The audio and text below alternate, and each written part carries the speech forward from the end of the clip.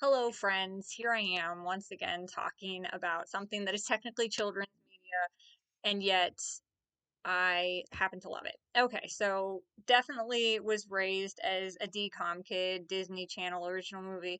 I love Disney growing up. Love Disney movies growing up, things like that. As an adult, I still love them, but I would not classify myself a Disney adult despite still watching DCOMs and things like that. Mostly, and it's rare. I don't like all DCOMs, especially nowadays. Most of them are just not for me. I'm not the audience, right? Which is great. But there's one DCOM series that has me in a chokehold, and that's the Descendants. So the Descendants is about four, at least the first one, the first three are about these four characters. So you've got Mal, Evie, Carlos, and Jay. Jay is the child of Jafar. Carlos is the child of Cruella de Vil. Evie is the child of the evil queen from Snow White. Yes, from Snow White. Just double checking myself there. And Mal is Maleficent's daughter. And later you find out who her father is. You don't find out any of the rest of them, but you find out hers, which is also weird, but anyway, it doesn't really matter. So this came out. When did this come out? It's a good question. Will it actually say on here? It might. 2015. Okay. So this came out in 2015, and I remember I really like the concept. And I even have a DVD of it. This is the only one I have a DVD of. They still did DVDs back then. Um, I really like the concept. I love, like that idea of like the children of these characters and how does their world carry on kind of a thing. I just think that's fun in almost any scenario. Most of the time it's not done super well, but this one was especially fun for me because it's a musical DCOM. So they have a lot of songs, they have a lot of dance, they have big numbers. I'm a musical girly. Um, and I just that's a soft spot for me. So I was immediately like, yes.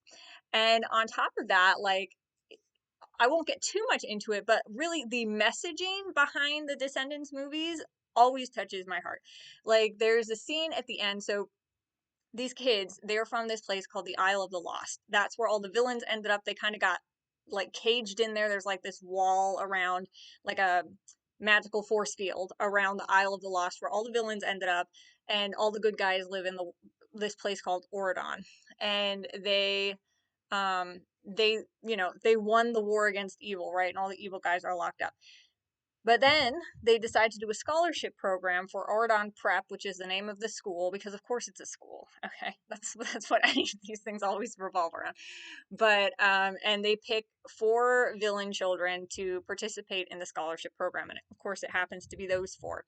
And their parents, Maleficent, the evil queen, Jafar, and Cruella de Vil, all coach their kids into finding a way to break the barrier so that all of the villains can escape and wreak havoc once more. So, of course, they have that mission in hand. But at the end of the film, they've gone through so much with so many people. There's a little romance plot with Mal and Ben is Belle and Beast's son. And all these different things happen, and they realize how much they want to be good. And in fact, oh, the line, it makes me emotional. But when they are faced with doing what their parents want versus doing what they want, which is to be good, I love this line because Mal is like crying and she's like, no, I want to be good. And she's like crying because she knows that means she's going to lose the love of her mother, which she also wants. That's the thing. These kids like want their parents to love them, but they know the only way they will be loved by their parents is if they do evil. But they want to be good so much that they're crying. And oh my gosh, it had me by the heart, dude. And that's really the theme of the first one. And even the other iterations is how these kids who came from evil want to do good, and it's just so pure and it's so beautiful. And the second one, which I think musically amped up so much, it was so good. There's so many good songs in the second film. But in that one, so my girl Mal is engaged to Ben, and well, I think she's dating. Are they engaged? I don't know, but either way, they're dating or engaged or whatever, and she is trying to fit into the good girl aesthetic. She doesn't want people to judge Ben for dating her, and she's like changed her hair color. She's trying to fit in with the pretty princesses and all this stuff. but she doesn't feel like herself at all. And she ends up actually going back to the Isle of the Lost because she figures, this is who I am. I'm not worth being over here in Oridon, and I don't fit in here. And of course, her friends go back to save her and bring her back and stuff. And eventually she comes back and she realizes that no, she can be herself and also be good and also love, she doesn't have to fit in. She doesn't have to change who she is, like personality wise, style wise, to fit in. She already has the good in her. She just has to like live it out, right? And I just love that message too, because that's so true. Like every one of us is uniquely different, from our background experiences to the traumas we endure, and who we become through different things. And change is a big part of, being from going from bad to good, right? And she had changed. Her morals were already different even when she went back to the Isle of the Lost. She still had a good heart. She still wanted to protect people and do the right thing. But she just needed to see that doing the right thing doesn't mean that you have to outwardly change how you look, or anything like that. It's the inward change that matters. And I thought that was a beautiful message, because like, hello, is that not true? And then the third one follows Mal, and they are going to be getting married, and it actually brings in a villain, which, well, the second one also brings in a new villain. It brings in some other characters from different children, like Ursula's daughter and things like that. Ursula's daughter? Yeah, Ursula's daughter and other characters like that, which were spectacular. Okay. And they also come back in the third one, which is also fun. But the third one focuses on, now Mal is like, she's getting married to Ben, she's getting all the responsibilities, and she loves Oridon and she wants to protect it. And they instituted a scholarship program for the Isle of the Lost to get more kids from the Isle of the Lost out of there, right? Which was also awesome. But she ends up shutting it down when there is a threat coming from the Isle of the Lost that could really hurt Oridon. And she lies to her friends that she was part of shutting it down and keeping the kids from coming out of that really bad place like they had, and finding out what it means to be good. And her friends eventually find that out, and they feel betrayed by her. They're like, we were saved from the Isle of the Lost. Why are we not going the extra mile to save others? Like, this is what we're here for, which also is a great message. And Mal eventually realizes her mistake, that, there are going to be threats. There are going to be times when they're going to have to fight, and maybe what they love is going to be threatened, but they can't let other people suffer just because of that. They have to take the risk in order to save those kids. And that's kind of, where it ends. They all come together again. The barrier is lifted, and the Isle of the Lost is accessible, and the people from the Isle of the Lost come over to Oridon. And of course they have to live by the rules of Oridon, but like, there is hope now for the people of the Isle of the Lost, which is such a beautiful message. I'm sorry. Descendants really has me by the heart. Everything about the story, and there's so much that happens. Like, listen, don't get me wrong, the movies are cheesy, the plots don't always make sense, and some of the things are really ridiculous that happen within it, but I feel like the core messaging of, you start out as evil, you turn good, and you go through these different trials trying to figure out who you are in this new good space, and trying to figure out like your life and stuff like that. It's just really great, and it's really beautiful. And the chemistry, especially between like the four main characters throughout the story, is beautiful. Like, obviously they had a really powerful friendship with each other, which translated on the screen super easily. They did such an amazing job. And I know they would have probably gone on to do more films, but unfortunately, right before the third film released, Cameron Boyce, who played Carlos, the son of Cruella de Vil, had a seizure, which unfortunately he passed away from, which is just, I mean, he was in his early 20s. It's utterly heartbreaking to think about. And of course, the third movie was dedicated to him, which is really beautiful. But it was heartbreaking. And of course, after that, it was pretty much certain that there would be no more Disney's Descendants. Certainly not with the original crew. They were all ready to move on after that. They did not want to move on without him. And totally understand. And I never expected there to be any other films, to be honest with you. So I was surprised, nicely surprised, to find out that there was actually, was it last year, came out with Descendants: The Rise of Red, Red being the Queen of Hearts' daughter. So it's a new leading cast. They basically, and there's some characters that returned from the other three films, but it's a new leading cast. It's Red Queen of Hearts' daughter, and oh gosh, what's her name? Chloe. I think it's Chloe. Chloe, which is Cinderella's daughter. Um, and that movie, I was not expecting a lot, honestly, especially not having the original cast, but it was really well done. It was really fun, and it also had a great message once more, because this message was more like, so Red is from the Kingdom of Wonderland. The Kingdom of Wonderland has been shut off because the Red Queen is, she's taken people's heads, you know what I'm saying, off with their head, all that, and she's vicious, she's a tyrant and all this. So, but she gets an unexpected letter from Ordon Prep to come because they're basically like, this is what, even though the queen is a tyrant, her daughter deserves a chance to be saved and to be brought to this place and to have the education and all this stuff, which, again, beautiful, love it. Don't be afraid, right? And so she ends up coming, and of course the evil queen ends up being a tyrant and trying to take over against Red's wishes. Red literally just wants to go to school and wants to be out of Wonderland. And but then Red has this special pocket watch which allows her to go back in time, and she wanted to go back in time long enough to stop her mother, but it turns out she goes way back in time, and she actually goes back to the time when her mother was a student at that same school, and now they have an opportunity to stop her mother from turning into a tyrant. So that's kind of the premise there. And but for Red, a lot of the messaging in her songs that she sings is that she is just looking for love. She's never been loved. Her mother is not kind, doesn't show her any love. In fact, her mother says things like, in one of the songs, she's like, love doesn't matter, it's power that matters. Power keeps you safe, power gives you what you want people to be afraid of you. Love is not on the equation. And yet Red constantly says in songs with her mother how she wants to be loved, how she wants to seek love, and how would she know if love is not that great if she's never experienced it, and it's, she's looking for that. So she's very like aloof and chaotic, but it's understandable given her lack of love.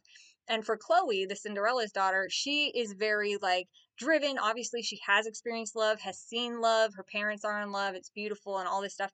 And but she kind of equates a lot of her self-worth with the things that she does, the trophies that she wins and things like that. So when they come together, obviously they bump heads. Red is just, untrusting of people, and Chloe is feeling threatened by her. They both get sucked back in time, and they end up realizing they have to team together to find out how to get back to where they were, and also how to stop Red's mom from going crazy. So during that time, Red kind of starts to soften. She starts to realize what really matters, and Chloe really helps her to see her own self-worth and also the other characters that she's around, and seeing her mother as a loving person, even though she's like her age because they're at school. Like, she sees how her mother can be loving, and that also softens her and makes her shocked. And at one point, I think her mother, I can't remember what her name is, can't remember what her mother's name is, but it doesn't matter, but the Queen of Hearts, she tells her, she's like, if I had a daughter like you, I'd be so proud. And like, that shocks Red to her core, because she's never heard that from her mother, but here she is kind of hearing it from her mother from the past. So it's like, it's weird, but you can see how it like shoots her right in the heart.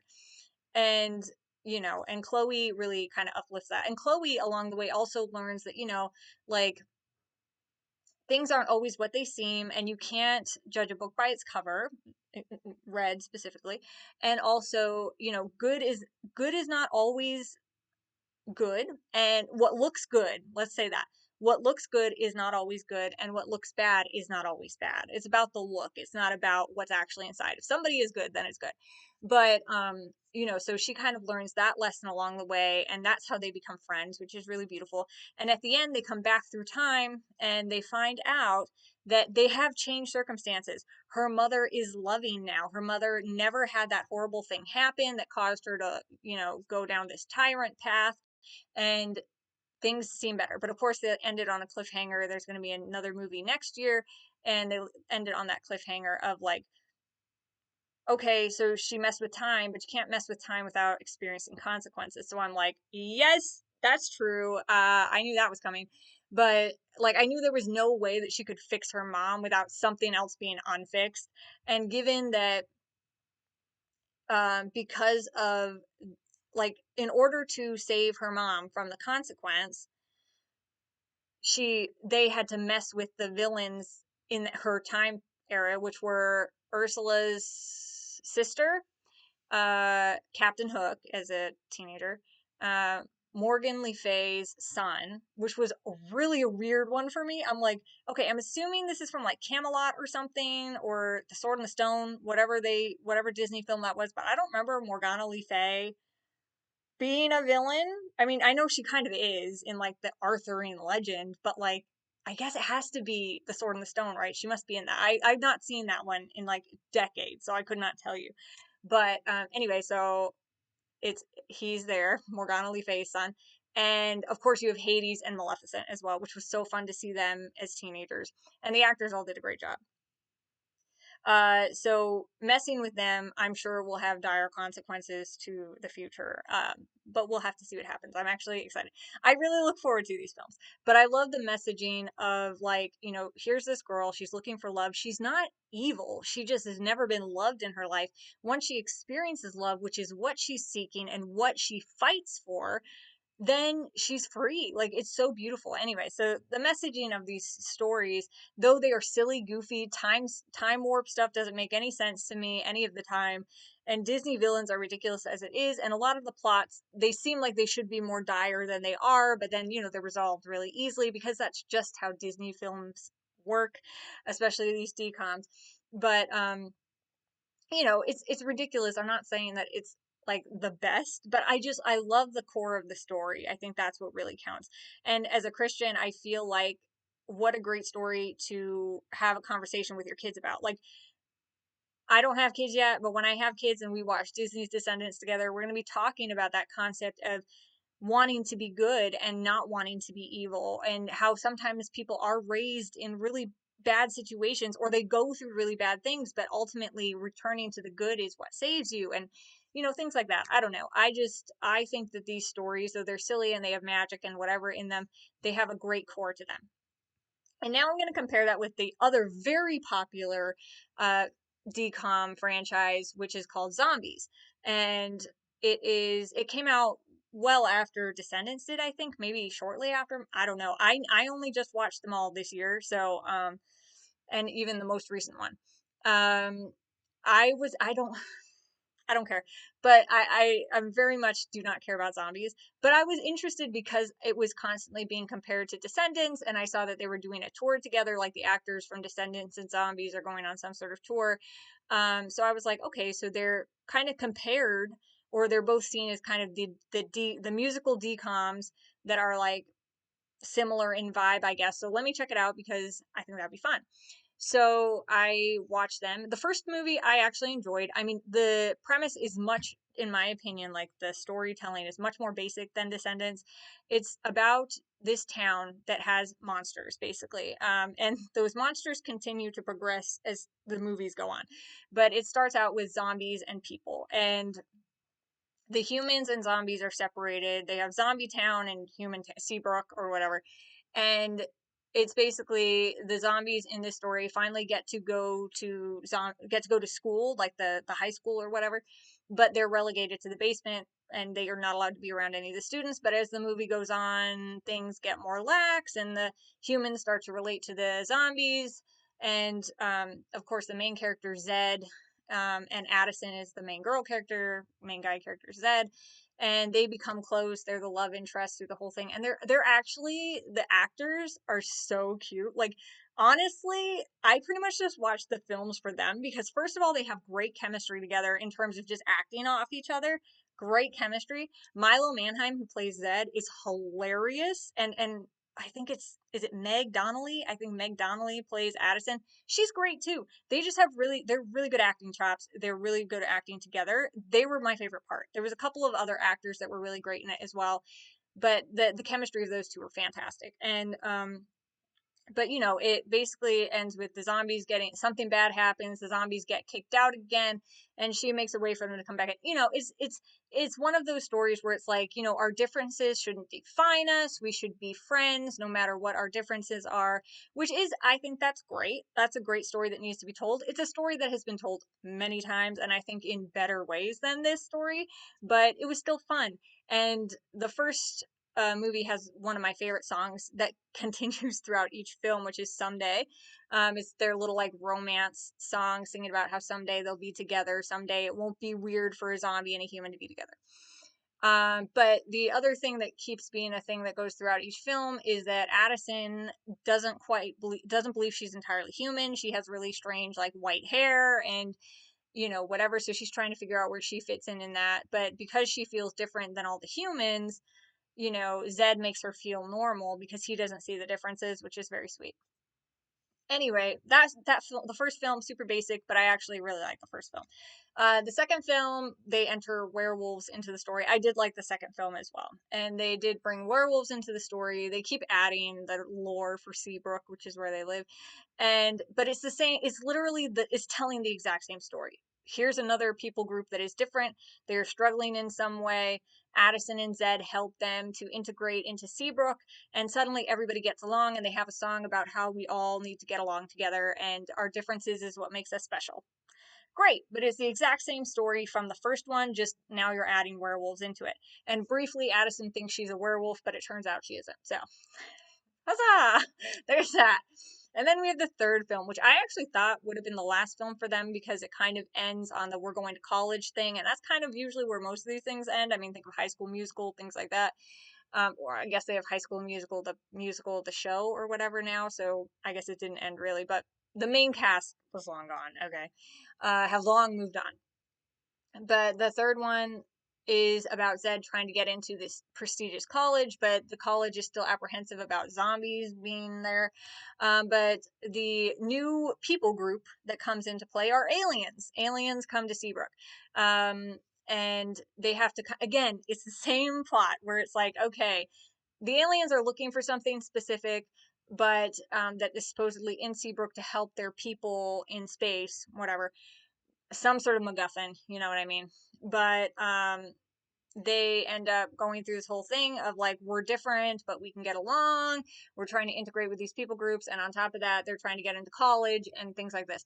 And then it turns out that Addison is actually part alien. And she is the thing that was so special that the aliens needed to find in order to save their homeworld. So she actually has to leave with that now, or leave with the aliens. So let me tell you, there's this scene, okay? And oh my gosh, it got me. Because she's like, I have to leave, and Zed can't come with her. And why was I actually heartbroken? I'm pretty sure I cried. Okay, because they got separated, and it was giving. You're never gonna see Addison again, which is again why I thought this was gonna be the last film because I'm like, oh my gosh, this is it. Like, oh my gosh, I should have known they would never do that. But anyway, it was so good for like, I don't know, maybe 2 minutes. It was so good. I really thought something was happening. And then they did it to me. The song Someday, they sang it, they did a reprise of it in the second film. I love this song. I could sing it for you, but I shouldn't. And then in the third film, they have the whole cast sitting in different places, reprise the song again with Zed starting it, and he's got Milo had tears in his eyes. He was selling that his heart was broken and he was never going to see his girl again. Like, I couldn't believe it. I literally couldn't believe they were doing this to me. And I got so emotional. I was so emotionally invested in their relationship. Again, the acting chops of Milo and Meg have everything to do with that. They sold their relationship. I was in love with them, and they were in love, and it was heartbreaking. Okay, it was breaking my heart. That song broke my heart. But then, like within like seconds or whatever, they find out that Seabrook is the place that the aliens were supposed to make their new home because their old home is dying or whatever. And so they immediately come back, and everything's fine. And Zed and Addison have a kiss, and it's adorable. Okay, I was happy, but like also it was such a pointless like little side tangent thing. It was so ridiculous. But anyway, it lasted for like 2 seconds. But Descendants does that too, so I'm not going to hold that against them really. But then it ends. The aliens are integrated into their society. fantastic. Okay, it's no big deal. So same trope, just different things. I think really the third one was more focused on the characters' relationships themselves. Obviously, Zed and Addison's, and the what they might lose, and that was awesome. Okay, but then now Zombies 4 just released. Zombies 4: Rise of the Vampires, Dawn of the Vampires. I don't know, whatever. Vampires. Um, but they're the lamest vampires ever. Can I just say that right now? Because like, first of all, they have daywalkers and they have vampires. They don't, whatever. So I guess what happened was some sort of, you know, somehow they got split. The there's a special okay. There's a special fruit. There's like a valley where they live when the vampires and they live on each side of the valley, I think. And the valley is where this certain fruit grows called blood fruit, and that's the fruit that they eat so that they don't eat people. Okay, because obviously this is a Disney children's movie and they need to not eat people. So they have this blood fruit. But eventually the civil war happened between the daywalkers and the vampires because they wanted the fruit. So they ended up locking off this valley. They had enough like branches leading into their own cities that they didn't need to worry about the blood fruit in the valley, and they wanted to be away from each other. So years and years and years and years and whatever, like a generation passes, and now they are running out of blood fruit. Something is happening to their branches that are in their own cities. I think they call them villages, but they look like cities to me. But anyway, so they have to actually go back to the valley. So that's kind of where this premise starts. And it's funny because the vampires are in like perpetual nighttime in their valley, and obviously the daywalkers are in perpetual daytime. The daywalkers have the ability to make fire, be like solar, they're solar powered, okay? And the vampires have the ability to control wind, which allows them to fly as well, which I thought was kind of fun. Okay, I have no problem with this. But the problem I have with it is when they come into normal land, like there's that nighttime place is not forever. Okay, it's only in their little bubble, but the valley is not shaded in any way. And the vampires, not the daywalkers fine, obviously, but the regular vampires are not affected by the sun at all. Nothing affects them. Like the sun doesn't do anything to them.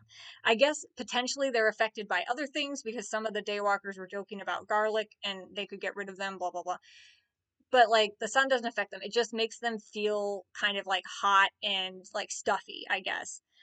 Which I was just like, I mean, way to make vampires like way to give them no weaknesses. Like why like every monster type has a weakness of some sort. Like zombies, they have these special Z bands that they wear. If they take off their Z band, they could go full zombie, which is, they get like veins and scary and brains and they go mindless, right? For the werewolves, they were dying from something. They need moonstone. They need moonstone. They die without moonstone. They also, I think, have another weakness, but I don't remember. The aliens, I don't know. I don't remember. I don't remember a weakness for them other than their own planet was dying. Oh, they're a hive mind too, but they can unhive mind themselves in certain scenarios. So whatever.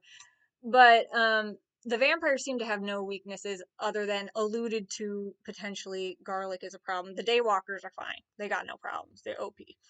But that to me was like very like, okay, I get why they did that because they couldn't make it night all the time for the vampires, and they wanted the vampires to work together with the daywalkers. So in a way I get why, but why couldn't you make it that their powers stop working during the day? Or like, and the daywalkers' powers stop working when it's night. Like if they're solar powered, shouldn't their powers only work during the day? And if these vampires, like, you know what I mean? Like, it could have been something like that, but they didn't do it. Anyway, it doesn't matter. I pretty much wrote off this film though for one reason, because it's a big reason in my personal opinion. As a Christian, this is extremely important to me. So there's this one song, I think it's called Kerosene, and it's a song about Zed is trying to save the tree. There's a special tree from which all of the blood fruit grows from, right? He's trying to save this special tree. And it's like a rap. It's a cool song. And it started out really good. I feel like the song it was really positive and stuff. But then there was this one line, bro. And this line is dark, okay? This is a kid's movie, dude.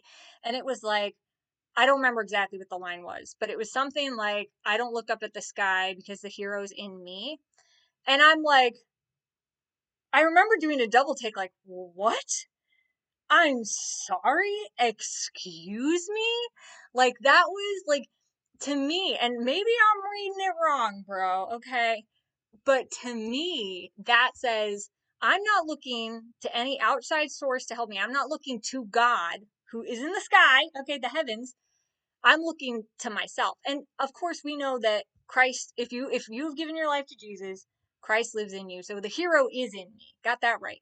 But like, that's not what the song was saying. Okay. The song was saying, I'm the hero. I'm going to save the day. I'm not looking for any outside source. I'm not looking to the heavens. And I'm just like, the rest of the song was really good. That one line ruined the whole movie for me, though. Like, for real. Like, I finished watching it because I'd already come that far. But to me, that's dark. Like, you don't say something like that. What do you mean? You could have written anything else. Like, the rest of the song was great. It was like, like the beginning of it was like, when it's dark and there's no light, I'm going to be the light that shines in the darkness. And I think that's great because, again, we are called to be the light of the world. And okay, I know this is not a Christian film. I know that, whatever. I know that this is its own little world, its own little lore. It's fiction. It's literally fiction. But to me, you didn't have to write that. And to me, that is literally making a statement that is really dark because we should not just look to ourselves. That is not a message that children need to hear, that you don't look up to the head, you don't look up to the sky, you look in here. Absolutely not. You can look at both, okay? You can look at both, but you better be looking up to the sky for your help. So anyway, that kind of ruined the whole film for me. And I'm just saying that, like, please be careful. Please watch what your children watch. You don't know what messaging could be in there. And you might say, well, okay, well, what about Disney's Descendants? There's a song called Good to Be Bad. There's a song called Wicked. There's a song, and yeah, I 100% agree with you. But when you listen to the lyrics of Good to Be Bad is more like, it's good to be from the Isle of the Lost because we're now being saved from the Isle of the Lost. It's not about staying in your badness, it's still about change. And it's about the change that they also made in themselves. And Wicked was a song that played during a dream sequence that Mal had. So it was kind of when she was going through that I don't belong here phase, and she's like, oh, I miss doing like the crazy shenanigans we used to do. So to me, that doesn't even count because it's just a dream sequence. um so for me, that's it. But this song, and really the rest of the movie was fine, though it was certainly, I personally think the story was way more convoluted than even the other ones, which is saying a lot. But that to me, like, and I don't know if that was the intention of the songwriter. I think the songwriter is Tony Howe. But like, I don't know if you're trying to be defiant to God by saying something like that, but to me it was. And maybe nobody else would have felt that way, but to me it was. But anyway, I'm going to finish what all happens, okay?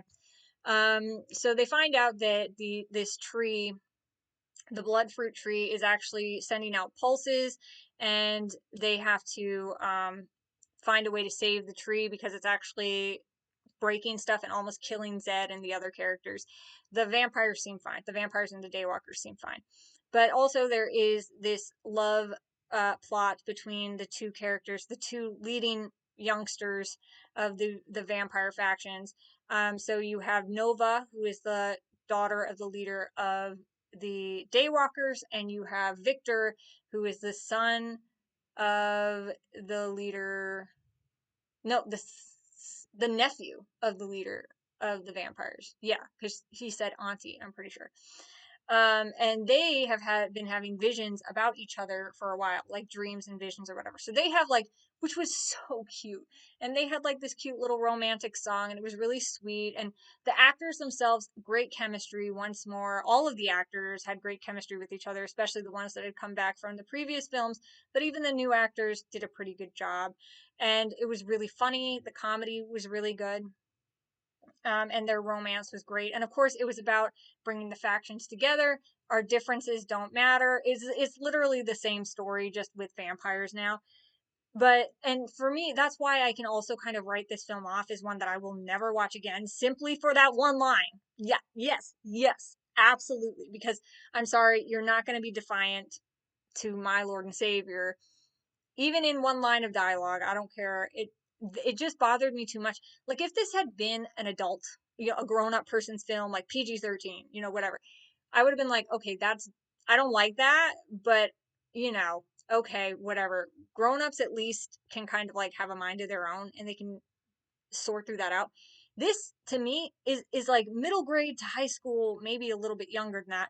And I'm just like, you better not be saying that. Yeah, kids are very easily impressionable, especially when they see this is an IP they love, this is an actor, a character that they love. Zed is very lovable. He is a very lovable character, and I really hate that they made him say that. I really hate that. I really hate that they didn't question. I'm not looking up. I'm looking in the heroes with inside. I lift my eyes up to the hills. Where does my help come from? My help comes from the Lord, the maker of heaven and earth. Okay. Like it truly, it hasn't stopped bothering me. I just think that there's something really dark about that, but I don't want to go on and on. I've already gone on and on way too long about children's media. So needless to say, the fourth film in the Zombies franchise is not good.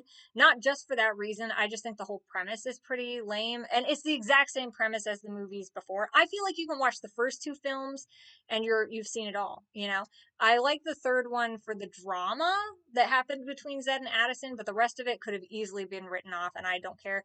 And I really did love the actors and the acting in this fourth film because, again, they are so funny. They're really quick with their wit, but that one line ruined it for me. And it was just the same thing brought up again, brought up again. Like I feel like that's all they're going to do with this franchise if they continue it onwards, is just continue to bring new monsters in and then just say the same things as before. They're just going to say, "Oh, we're different, but we can find a way to get along." And there's nothing wrong with that theme, but you did it in the first two movies just fine, and we didn't need to continue it on. Like, do something new. At least Descendants, each time it was different and they were telling a different story. But that's that. So my advice would be watch Disney's Descendants. Those films are fun and they're ridiculous. But they have a really good core value. All of them do. I think all of them are great. I would suggest watch the first two movies of Zombies or just the first one and write the rest of them off because they don't really matter and you don't need to. The only reason you would continue to follow it is for the like character progression of like Zed and Addison and some of the others that come back. But like again, after seeing what they said in the fourth one, I one line, dude, one line killed it for me. I don't want to know what they're gonna say in the next one. I don't I feel like they're pushing the envelope with stuff like that and I don't like it and I'm really upset that it's children's media that they put something like that in. And this is gonna be a song that kids are listening to, especially since it's like a cool song. I just don't like it. But that's just me. So I'm gonna leave it there. Do you like watching Disney's Descendants? Do you like watching DCOMs? Just in general, do you like the musical DCOMs, or there's different ones? Do you still watch the Disney Channel shows? Do you like to watch your old shows like Wizards of Waverly Place, or like Hannah Montana? Because I like to do that now and then, especially Wizards of Waverly Place. That was one of my favorite shows. Do you like Disney's Descendants? Do you like Zombies? Do you agree with me at all? I don't care if you do or don't. I'm still going to stick by my opinions, but hey, everybody's got their own opinions, and that's cool.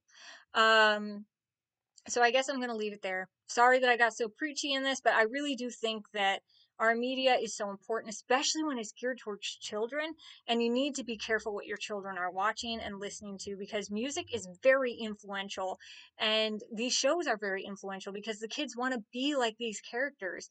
And I don't want my kids to be like a character that would say something like, I don't look up, I look in. Like, no, it's never going to be you. It's always going to be something greater than you that helps you through every circumstance. So, anyway, I got to stop. Okay. But we're going to leave it there. So, just remember that I love you and Jesus loves you more. And I hope you guys have a great day. Bye.